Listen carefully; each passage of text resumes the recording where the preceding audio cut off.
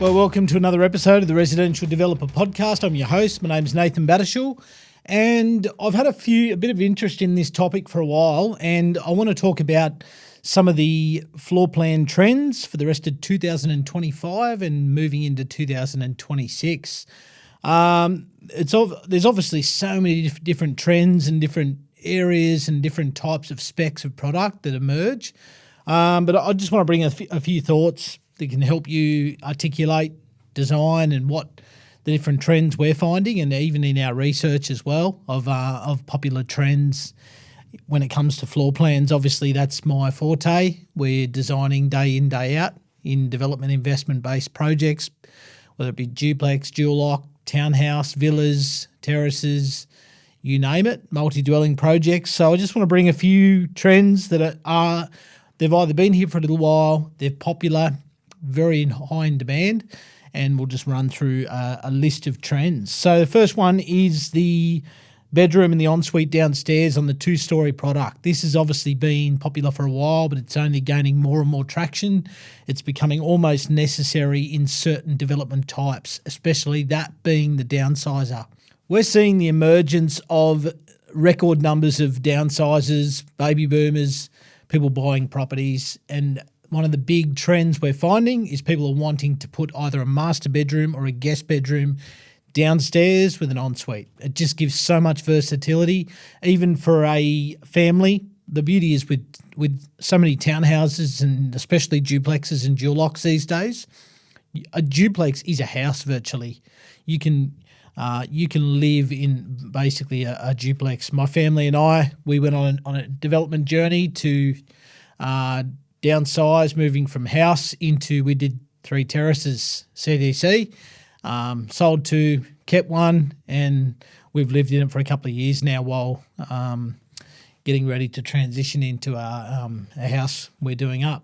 Now, for us, it was we were able to live in that house quite comfortably because these days, some of these products are like a house. So the advantage of the downstairs bedroom, it enables either a downsizer, elderly couple, they can live downstairs. When the grandkids and the kids come to visit, they can be upstairs. Or you can also have where you've got older kids who are getting a bit older, where the parents might be downstairs and then the kids can all be upstairs, so you get your own bit of space. Or you might have an older teenage kid downstairs, or the advantage to keep downstairs for guests and people that come and visit, where you may not necessarily want them next to your kids.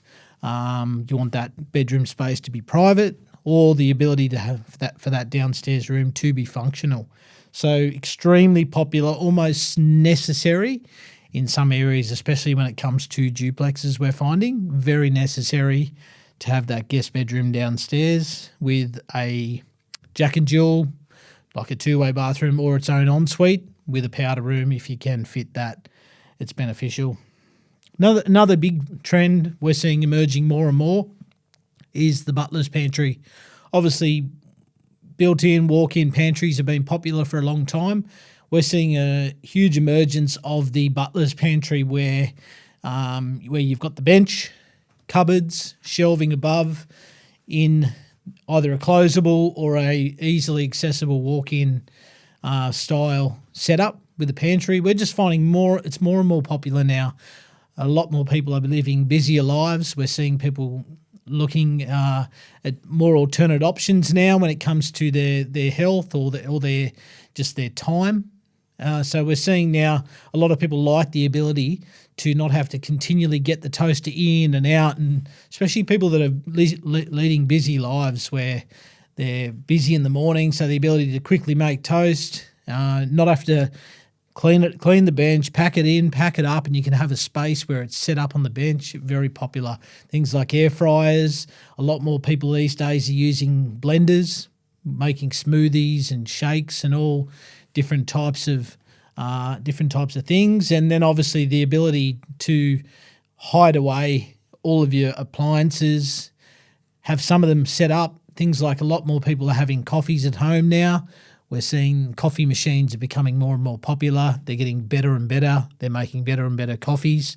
So more and more people now want things like a coffee station. Again, you don't want that visible in your kitchen often. You don't want You don't want the clutter of all those appliances and things. So the ability to have that bench in the pantry we're finding is very popular. I did a development last year where we did the 3 townhouses, and we did the actual bench tops with the cupboards and then the shelving in the pantry. It was such a selling point, really popular with people. And look, it didn't cost a whole lot more to make, but it just gave that extra X factor because a lot more people are looking for that type of product now. So very, very popular. And just that ability to hide everything away, and then your kitchen can be nice and clean. In our case, we put the microwave in there as well. So it's just all hidden away. And then the kitchen looks nice and clean, minimalistic, crisp, and you don't have the ugliness of appliances and things sitting and laying around. So I think that's a very popular trend. I think will venture into 2026 and be very popular. Another trend we're seeing, and look, it makes its way in and out. I think it's very popular, and it's going to be even more popular, is the courtyards, either internal or in most cases the side courtyards. Now, a lot more people now are looking for the indoor-outdoor connection. A lot more people are looking to maximise living space, and under a lot of compliances, the ability to create part of your side boundary as landscaping enables you to sometimes extend your alfresco, your living areas further into the backyard. And the beauty of the side courtyards is we're finding it's breaking up long hallways. Things like duplexes, often one of the criticisms in a duplex can be the long hallway before you get to the living areas at the back. Most people want the entry at the front, the stairs, sometimes obviously the garage, and then you'll have sometimes a guest bedroom.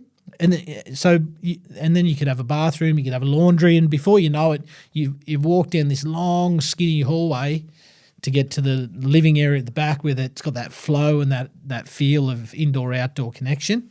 A lot more people now are looking at things like side courtyards, which create a few things. It brings the indoor-outdoor connection. It brings a lot more natural light into the middle part of the house.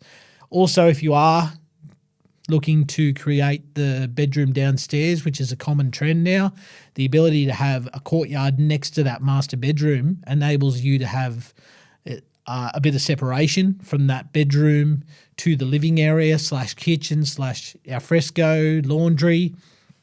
And also that courtyard can double up. The side courtyard can double up also as an area that the laundry can also potentially access as well. And it just creates that beautiful indoor-outdoor connection. Although it may not get used a whole lot of the time from a entertaining or a sitting point of view, it just creates that nice sense of indoor-outdoor, beautiful natural light, allowing some additional sun, separation from either a second living or a bedroom point of view to the living at the back. It just creates that wonderful connection. And just also another key trend emerging is the ability to separate either townhouses, terraces, or duplexes especially at the living area. We're seeing that trend emerging a lot too, because I think a lot of people aren't wanting that traditional duplex where you got the party wall, or that townhouse or that terrace where you got the party wall, the entirety of that, where the two dwellings attach. What a lot of people are doing, we're doing this a lot. We recently broke a record with a set of 4 terraces in the northern suburbs of Wollongong, broke a suburb record for these terraces, not even finished construction yet, and already sold 2 at a record price. And the beauty of this product, we only join these terraces at the garage. So you can walk out of the garage to its own separate walkway, and then the rest of the living areas, the bedroom downstairs, there was a 1.8 separation then between each terrace, so it had extra windows, natural light. So when you're in that terrace, predominantly it didn't actually it felt like more like a house than it did like a terrace or a duplex or a fourplex or whatever you want to call it. That's a huge trend that's emerging. And then when you're entertaining in your living space, you don't feel blocked in. You've got some highlight windows, especially on that 1.8 metre side. more natural light. It feels more like a house than it does a duplex, a fourplex, or a townhouse, and just creates that beautiful sense of flow. So courtyards, definitely an in. One thing we're seeing in the higher spec'd up products, and we've been doing this a bit now, especially in some of the suburb record-breaking products, is wellness. We're seeing more and more people now leaning towards wellness. We're seeing more wellness areas in gyms. You look at gyms now; they have to compete by putting saunas and cold plunges and different types of wellness type products in their gyms now to compete with the gym down the road. We're seeing even centres just purely for the wellness now that's emerging, steam rooms, all that sort of thing.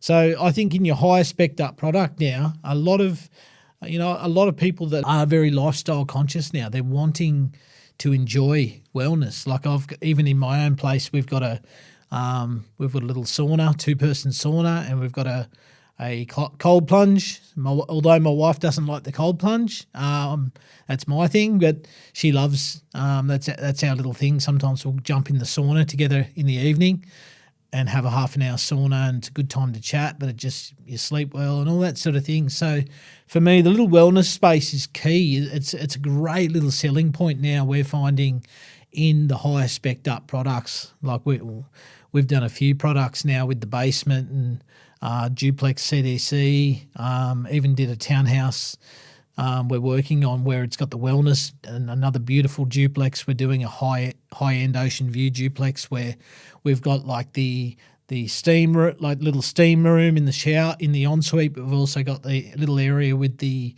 sauna, some red light therapy, and the cold plunge, which is just and a little area where you can set up like an exercise bike or a treadmill, and just creating this great little space, this little health-conscious space for the busy person who maybe doesn't necessarily want to always have to go to the gym. They want to be able to do some of these things from the comfort of their home. And that's just a trend, a floor plan trend we're seeing emerge, especially in those areas where you want to take things to the next level and hit that extra echelon where it's not costing a bomb to add those additional features.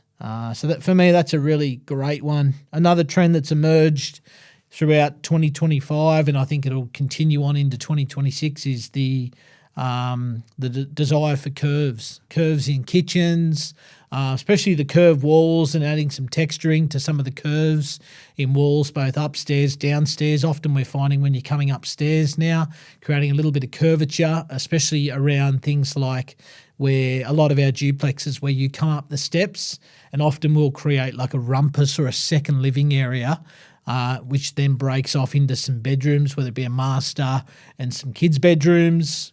But even in townhouses, we're finding that. And the beauty is where you may not have an enormous living space upstairs, by creating some curves, it's softening that space in that room. It's not making it as harsh with some of the walls, and the curves, if used correctly and in the appropriate way, the appropriate space, they can really create a really nice vibe. And look, it does add a little bit of additional cost to the product, but often you'll find, especially if it's in that sort of that higher spec or the higher mid spec space, you can sometimes justify that because it gives it that own sense of design and appeal and attraction and warmth. And when people walk in, it just feels warm, it feels inviting, it feels cozy, it really just makes that room feel a lot less harsh, and enables that sense of comfort. And obviously it can be overkill too, but I think if used appropriately, it can be brilliant. We're seeing a lot of things like curves in things like butlers, pantries, creating that little bit of curvature towards the kitchen, which again just warms that space up, takes away the harshness of it. A little bit of curvature on the things like the kitchen bench can be great, even on the breakfast bar, and even just little things like an archway into the walk-in space, if used appropriately and effectively, can be quite nice as well. And things like around the ensuite or part of the bedroom downstairs, that can also just create that nice sense of just warmth, even if used appropriately when you walk through the front door, especially in a duplex or a townhouse where you don't have huge amounts of width to work with from an entry point of view. You can really set off a product by just doing some creative little things around curves. So I think that is it's popular. Obviously, in certain areas, you just can't justify the additional spend. It doesn't do anything. But in that echelon where you are looking at attracting like a longer term downsizer or someone who's really looking for something, with some additional features, that for me that's in, and I think it'll be in for 2026 as well. I think another trend, again, it's been in for a little bit. I think it'll continue on into 2026 and beyond, is that multi-purpose space, especially when it comes to a 2-story product. Often I'm seeing that a multi-purpose room over a 4th bedroom, sometimes you've got a choice between a 4th bedroom or a second living area. I'm often seeing that multi-purpose room is key and critical, and it gives that option and opportunity to attract multiple buyers. So often it can be used like a rumpus, can be used like a study, or it can be turned into a guest bedroom or a rumpus, and which can also convert into a guest bedroom. And it also gives the buyer the opportunity, if they want to close that rumpus area in, they can easily put a wall in with an extra door, and it very easily can become another bedroom. So I think that multi-purpose room is very critical. It's very crucial. I think the way a lot of people live these days, I think that second living space is ideal, especially for a downsizer. They might use upstairs purely for when the kids and the grandkids come. The ability to have an upstairs space where the kids can play, parents can hang out at downstairs, can be very critical. We're seeing a lot of people now staying around for longer, adults staying at home for longer with their parents.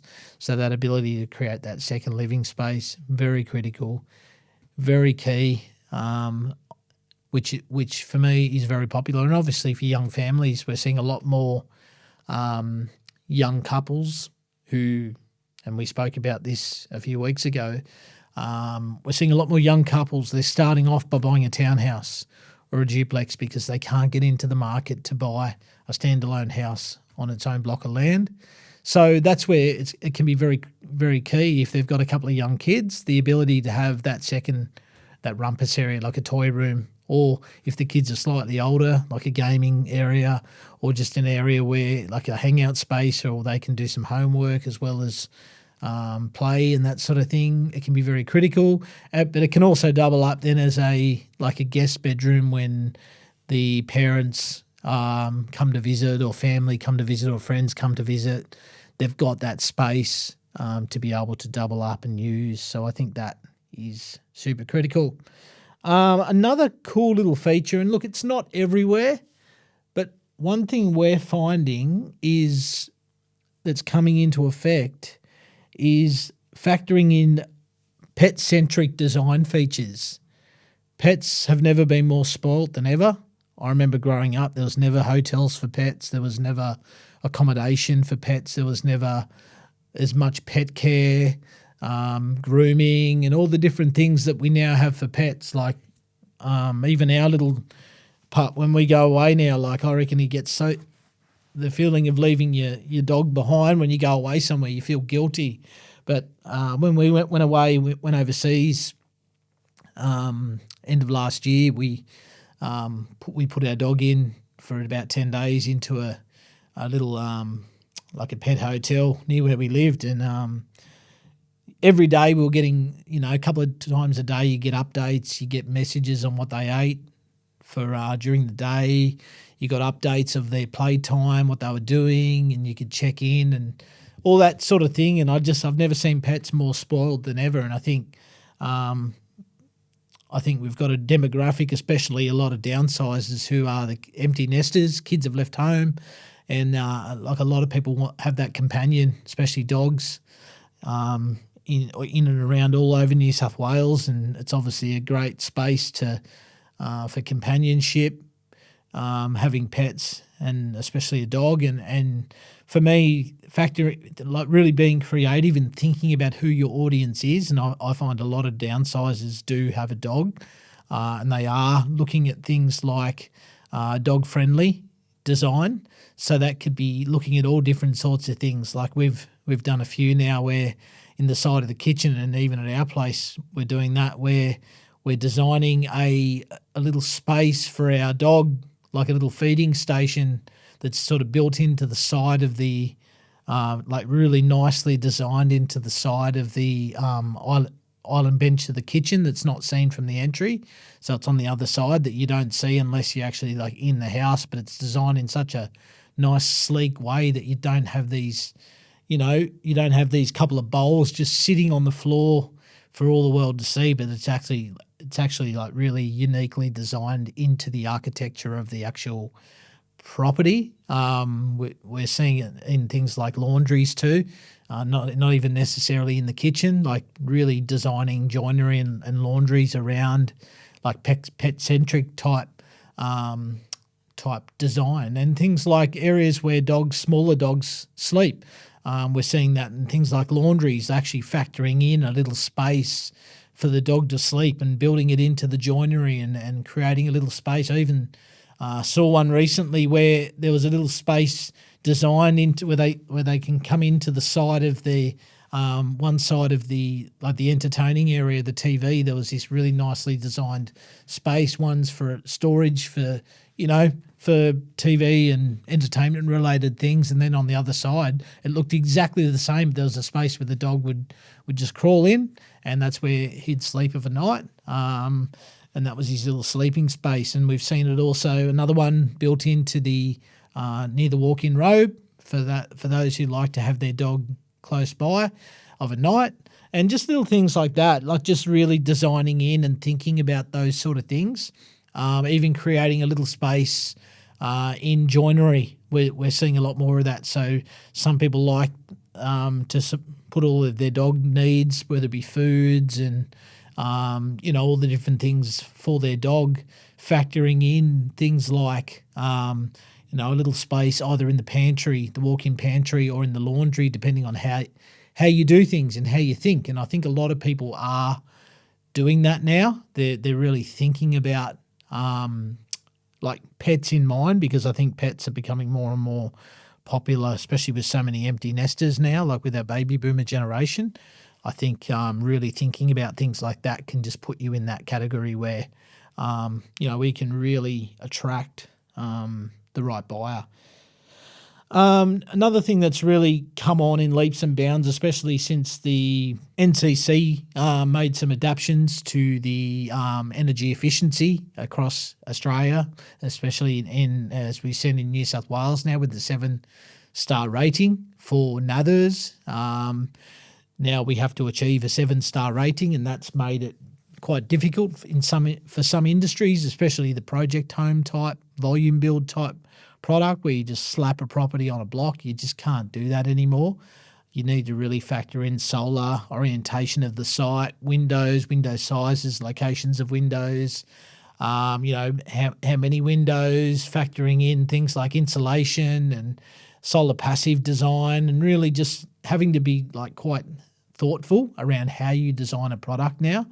And so that's come into effect and obviously impacts a lot of things from a cost point of view, where the numbers might be tight from a feasibility point of view, from a construction point of view, where you've really got to think about that rating early in the piece. I know for us, we're encouraging our clients these days, we're getting our thermal assessments done very much early in the design process, the draft done, so we can determine what level of insulation, what type of glazing's required, and then you can adjust and tweak the design and really factor in and think about what you're looking to do and what you're looking to achieve. So I think a lot more people are conscious of this now and they're thinking of this.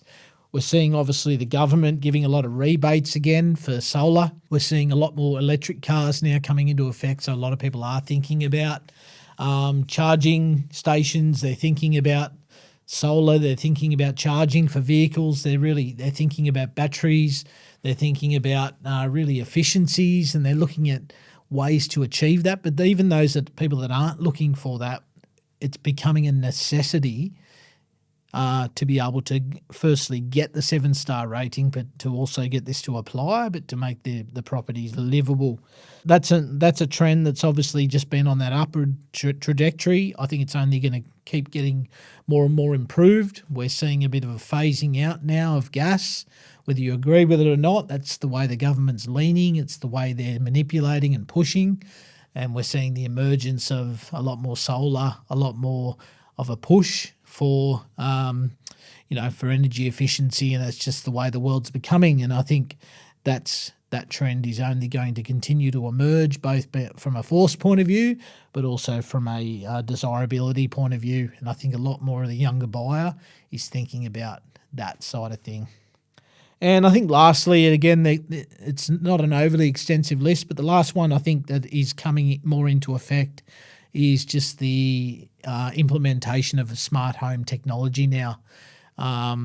Look, not everyone can afford a fully automated smart home, but the beauty is now, especially with the emergence of things like Google, we've seen now that it's more than ever we're seeing the emergence of people wanting to develop a lot more automation around developing a smart home. We've only got to see kids. I look at my daughter, like she's in high school and she set up all the systems so she could turn the lights on and off, and just through the use of her phone. And that's going to become more and more popular. And we see the next generations, they're embracing it early now, but we're seeing that in certain products, if you can add automation, sometimes it's as little as $5,000 or $10,000. You can add different automation, smart automation to your house. You can, and obviously you can get packages upwards of $100,000 and even more for as little as $5,000 and $10,000. Now you can do a lot of smart things in your house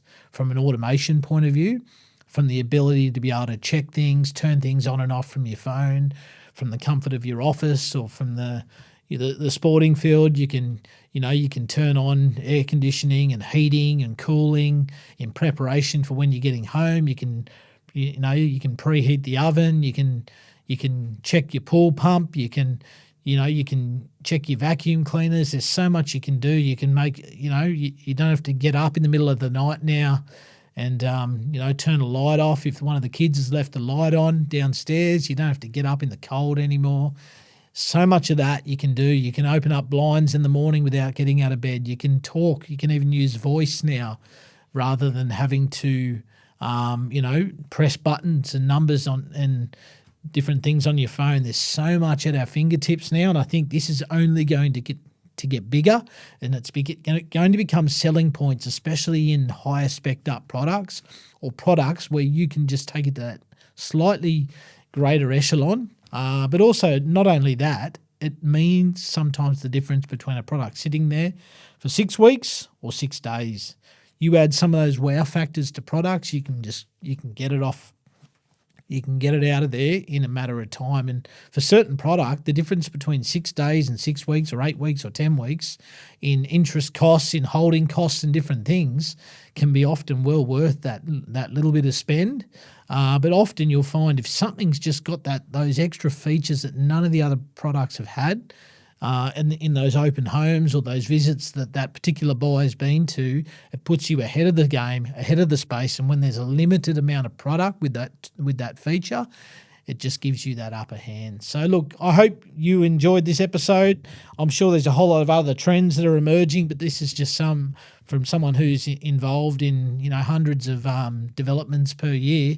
For me, there's some trends that I think that have emerged, are emerging, and are going to really be popular into 2026. So look, I hope you enjoyed this episode. As usual, like, share, subscribe, and we'll see you next week.